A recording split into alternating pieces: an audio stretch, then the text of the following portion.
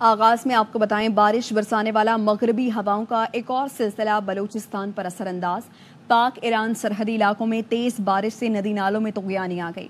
गवादर, जिवानी और गिरदोनवाह में तूफानी हवाओं के साथ बादल बरसे। नशेबी इलाके जेरे आब आ गए, पानी घरों में दाखिल हो गया। गवादर में प्राइवेट स्कूल एसोसिएशन ने आज छुट्टी का ऐलान किया है। बारिशों के दूसरे स्पेल ने एक बार फिर गवादर को डबो दिया है। पानी घरों और दुकानों में दाखिल हो गया। देही इलाकों की राबता सड़कें सैलाबी पानी में बह जाने से 1 दर्जन से जायद देहात का जमीनी राबता मुनक़ता हो चुका है। इस बारे में मजीद बताएंगे अल्लाह बख्श। में बारिशों का सिलसिला एक बार फिर से शुरू हो चुका है। एक बार फिर से ग्वादर शहर को बारिशों ने डबो के रख दिया है। इस वक्त मैं खड़ा हूँ, यह टीटीसी कॉलोनी है जो कि ग्वादर शहर के बिल्कुल वस्त में वाक़या है। आप मेरे बैकग्राउंड में देख सकते हैं कि यहाँ जो जितने भी मकानात और घरें हैं ये 2 से 3 फुट पानी में डूबे हुए हैं।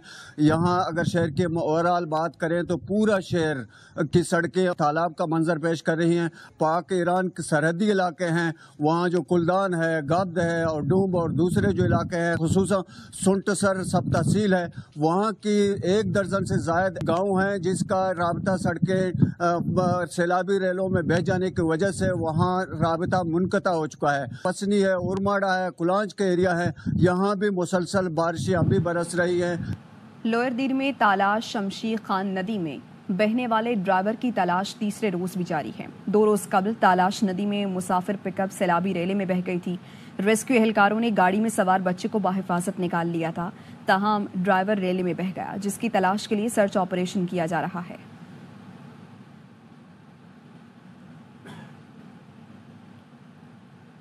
चित्राल के नवाही इलाके दरोश में लैंड स्लाइडिंग की वजह से 3 घर मुकम्मल तबाह हो गए। गांव की मस्जिद भी शहीद हो गई। बारिश और बर्फबारी के बायस मुख्तलिफ इलाकों की राबता सड़कें बंद हैं। मजीद बताएंगे सैयद नजीर हुसैन।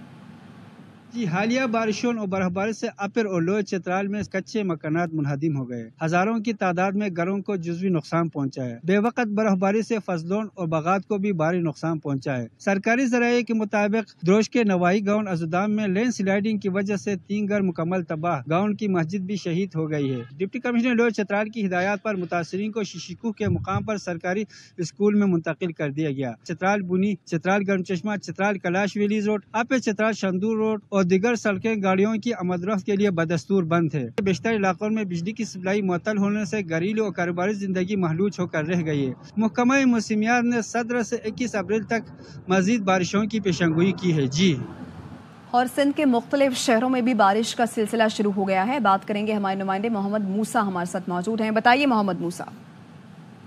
से जैकबाबाद शहर और गिरदोनवाह में वक्फे से हल्की बारिश का सिलसिला शुरू हो गया है और ठंडी हवाएं चल पड़ी हैं, जिससे मौसम खुशगवार हो गया है। महकमा मौसमियात के मुताबिक ये बारिशों का सिलसिला 18 अप्रैल तक जैकबाबाद शहर और गिरदोनवाह में जारी रहेगा। बारिश के बायस बिजली की फराहमी मुअत्तल कर दी गई है। घने बादल छाए हुए हैं और ठंडी हवाएं चल रही हैं, जिससे मौसम खुशगवार है और शहरी खूब एंजॉय कर रहे हैं। जी, और महकमे मौसमियात के मुताबिक मगरबी हवाओं का सिस्टम बलूचिस्तान से गुजरता हुआ आज शाम कराची में दाखिल हो जाएगा। चीफ मेट्रोलॉजिस्ट सरदार सरफराज का कहना है शहर में हल्की बारिश का सिलसिला आज शाम से शुरू होगा। कराची में आज शाम को लाइट रेन के चांसेस हो सकते हैं और फिर रात में भी लाइट रेन के चांसेस ही हैं। कहीं पर बूंदाबांदी और कहीं पर लाइट रेन। कल दिन भर जो है वक्त से लाइट टू मॉडरेट, यानी उसकी थोड़ी सी इंटेंसिटी बढ़ जाएगी, गरज चमक के साथ, आंधी के साथ और लाइटनिंग के साथ। इन 1-2 जगहों पर हैवी फॉल्स जैसे 14 अप्रैल के हुए थे वैसे हो सकते हैं। कराची में कल पूरा दिन इस तरह का वेदर रहेगा। कल शाम या फिर कल रात तक में यहाँ से सिंध पूरे पे से सिस्टम एक तरह से रहेगा। पंजाब में कल से गरज चमक के साथ तूफानी बारिशों का इम्कान है। पीडीएमए का कहना है कि डीजी खान में कोहे सुलेमान के नदी नालों में तुगयानी, मरी और गिलियात में लैंड स्लाइडिंग का खदशा है। बालाई पंजाब के अजला में ग्यालाबारी के इम्कानात भी हैं। डीजी पीडीएमए का कहना है शहरी आसमानी बिजली से बचने के लिए महफूज मकामात पर रहें और खराब मौसम में खुले आसमान तले जाने से गुरेज करें।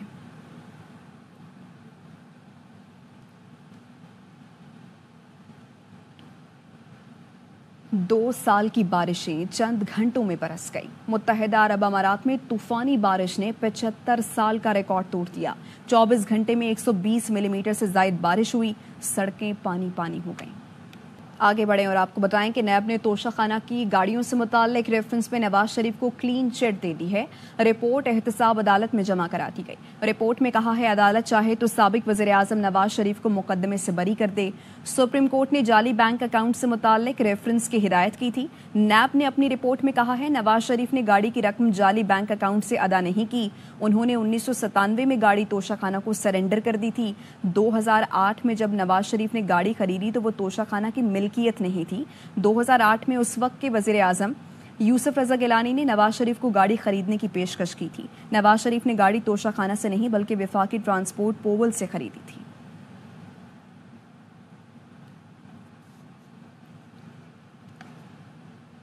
पीटीआई रहनुमाओं के खिलाफ 9 मई के मुकदमात पर जज मलिक एजाज आसिफ ने अपने खिलाफ रेफरेंस दायर होने का इंदिया देकर समाअत से मुआज़रत कर ली। डिस्ट्रिक्ट प्रोसिक्यूटर ने इंसदाद दहशतगर्दी अदालत रावलपिंडी के जज को बताया मुअज़्ज़िज़ जज के खिलाफ रेफरेंस दायर हो चुका है, जिस पर जज मलिक एजाज आसिफ ने 9 मई के मुकदमात की मजीद समाअत से मुआज़रत कर ली।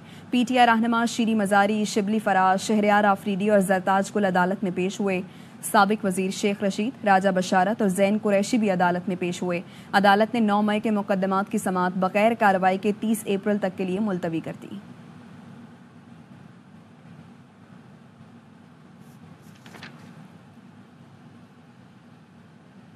हुकूमत के अपने नामजद करदा जज के खिलाफ रेफरेंस भेजने की कोई मिसाल नहीं मिलती। पीटीआई रहनुमा राजा बशारत कहते हैं साबित होता है मौजूदा जज हुकूमत की मर्जी के फैसले नहीं दे रहे थे।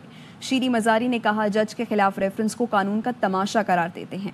शेख रशीद ने कहा कभी नहीं देखा मौजूदा जज के खिलाफ रेफरेंस आया हो। जरताज गुल ने कहा जो जज इंसाफ करने लगता है उसके खिलाफ रेफरेंस भेज दिया जाता है। प्रेसिडेंटेड है कि गवर्नमेंट खुद अपने नामजद करदा जज पर अदम एतमाद का इजहार कर रही है। तो इससे साबित ये होता है कि शायद मौजूदा जज साहब जो हैं ये उनकी मर्जी के फैसले नहीं दे रहे थे। पंजाब हुकूमत जिसने जज को लगाया था अब कह रही है हमें इन पे कॉन्फिडेंस नहीं है, इसके खिलाफ रेफरेंस कर दिया है। ये तो तमाशा एक हो गया कानून का। मुल्क के अंदर तो प्रेसिडेंट सेट हो गया ना कि जो जुल्म के खिलाफ आवाज उठाता है उसी का गला दबा दिया जाता है। इसीलिए जो जज फैसला करने लगता है उसके खिलाफ रेफरेंस भेज दिया जाता है ताकि इंसाफ लोगों को मिले ही ना, ताकि 25 करोड़ आवाम जो है बगैर इंसाफ के फिरते हैं। जज साहब ने कहा कि रेफरेंस आ गया है इसलिए उन्होंने समाअत नहीं की। ये मेरी जिंदगी का सियासी जिंदगी का पहला वाक़या है कि एक सिटिंग जज के खिलाफ जो कि तारीखी किरदार का मालिक है रेफरेंस ये आया कि ये केस नहीं सुन सकते पंजाब हुकूमत की तरफ से।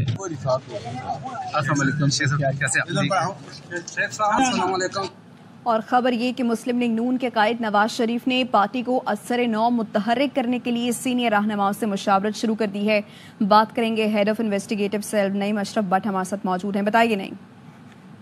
जी बिल्कुल, इलेक्शन के रिजल्ट के बाद नवाज शरीफ को ये तजवीज़ दी गई है कि वो खुद जो है वो पार्टी के जो मामला हैं उसको भरपूर तरीके से संभाले। इस सिलसिले में उन्होंने कुछ मीटिंग्स भी की हैं सीनियर रहनुमाओं से और उसमें उन्हें तजवीज़ दी गई है कि पार्टी के और हुकूमती ओहदे जो हैं उनको अलहदा किया जाए और इनमें सदर और सेक्रेटरी जनरल के ओहदे खास तौर पर जो अहम हैं सूबाई और मरकजी सतह पर इनको हुकूमती ओहदों से अलहदा किया जाए। और नवाज शरीफ को ये तजवीज़ दी गई है कि आप खुद सदारत जो है वो पार्टी की संभालें और सेक्रेटरी जनरल भी तब्दील करें। इस सिलसिले में नवाज शरीफ जो है वो जल्द ही नेक्स्ट वीक से ज़िले और डिवीजन सतह पर जो उनके पार्टी अहदेदार हैं उनसे मुलाकातें करेंगे और अगर अक्सरियत ने उन्हें यही तजवीज़ दी यानी इस पर उन्होंने इसको इंडोर्स किया तो फिर जनरल कौंसिल का इजलास बुलाने का फैसला होगा। और अगर जो है वो कायद ही रहना है उन्होंने ये तजवीज़ आती है जिसके इम्कान कम है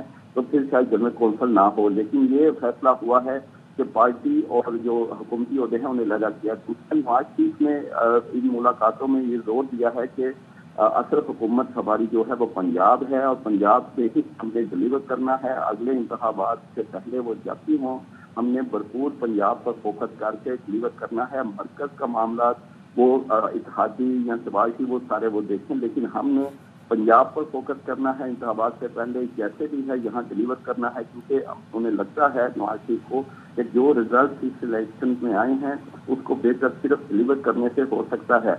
इसमें एक अहम सवाल ये था जब पार्टी और टीचर हुकूमती अलहदा होंगे तो मरियम नवाज का क्या होगा। उनका ये है कि वो सीनियर नायब सदर हैं तो इन ओहदों पर अभी फैसला नहीं हुआ, इसलिए वो रह सकेंगे वज़ीर आला भी और सीनियर नायब सदर। और इसी सिलसिले में मुशावरत की जा रही है। आपका शुक्रिया नईम।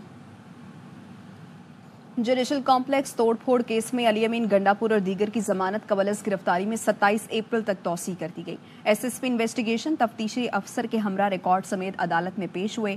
जज ने तफ्तीशी अफसर से पूछा, शिबली फराज आपको तफ्तीश के लिए चाहिए?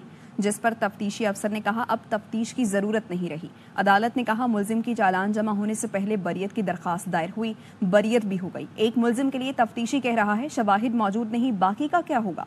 इंसदाद दहशतगर्दी अदालत ने समाअत 27 अप्रैल तक मुलतवी कर दी।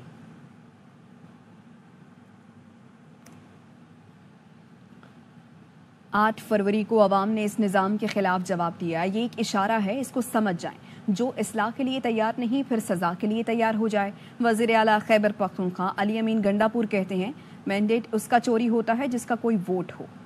सऊदी अरब के मुआविन वज़ीर दिफा मेजर जनरल तलाल बिन अब्दुल्ला अल अतीबी पाकिस्तान पहुंच गए। पाकिस्तान के आला सतह वफ़द ने सऊदी अरब के मुआविन वज़ीर दिफा का इस्तकबाल किया।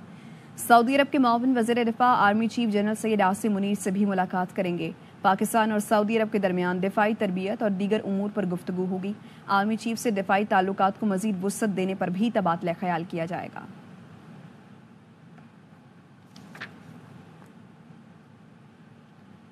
सऊदी अरब और पाकिस्तान ताल्लुकात का नए दौर में दाखिल हो रहे हैं। सऊदी वजीर खारजा शहजादा फैसल बिन फरहान कहते हैं, पाकिस्तान और सऊदी अरब में देरीना दोस्ती और पार्टनरशिप है। सऊदी अरब हकीकी मायनों में पाकिस्तान के साथ मौशी ताउन करेगा। I'm indeed honored to be able to represent the Kingdom of Saudi Arabia here in Pakistan and to initiate what we hope will be a new phase in our partnership, in our brotherhood, in our friendship, to work towards real economic cooperation that is tangible, that delivers benefits for both of our countries. And we have seen the work that you all and your colleagues, Your Excellency, have done already, and we can see that there is a pathway forward for us, and we will be working hand in hand with you to make all of these things come true. Very satisfactory progress between the two teams, and in coming weeks and months, we will be able to, inshallah, sign agreements worth billions of dollars. Army chief general Syed Asim Munir से Saudi वजीर खारजा ने मुलाकात की। मुलाकात में बाहमी दिलचस्पी के उमूर और ताउन के फरोग पर बातचीत हुई। ISPR का बताना है, सऊदी वजीर खारजा ने दोनों ममालिक के स्ट्रेटेजिक ताल्लुकात की अहमियत पर जोर दिया। सऊदी वजीर खारजा का मुख्तलिफ शोबों में ताउन को मजीद वुसअत देने पर जोर दिया। आर्मी चीफ ने पाकिस्तान और सऊदी अरब के मिसाली ताल्लुकात को सराहा। आर्मी चीफ की दोनों मुल्कों के अवाम में भाईचारे की तारीफ। आर्मी चीफ ने सऊदी वफ्द को हर मुमकिन ताउन की यकीन दहानी कराई।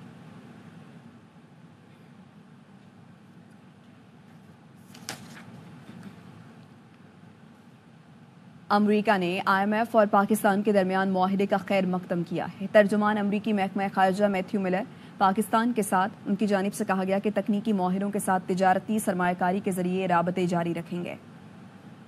Last month's announcement that the IMF has reached a staff-level agreement with Pakistan. We understand, as you said, the Pakistani Minister of Finance is in town here in Washington for meetings at the IMF and World Bank. Pakistan has made progress to stabilize its economy, and we support its efforts to manage its daunting debt burden. We encourage the government to prioritize and expand economic reforms to address its economic challenges. Our support for the country's economic success is unwavering, and we will continue to engage with Pakistan through technical agreements as well as through our trade and investment ties, all of which are priorities of our bilateral relationship. So as I have said before, the United States is not going to get into the middle of this, but we do encourage both India and Pakistan to avoid escalation and find a resolution through dialogue. So I am never going to preview any sanctions actions, which is not to say that there are any coming, but when you ask me to talk about sanctions, it's something that we don't discuss.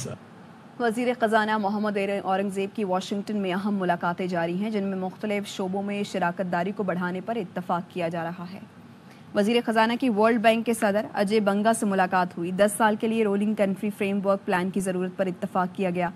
सदर world bank ने मौशी इस्लाहात और digitalisation के लिए ताउन की यकीन दहानी कराई। मोहम्मद औरंगज़ेब की सदर एशियाई तरक्याती बैंक और CEO DFC स्कॉट नॉर्थन से भी मुलाकात हुई।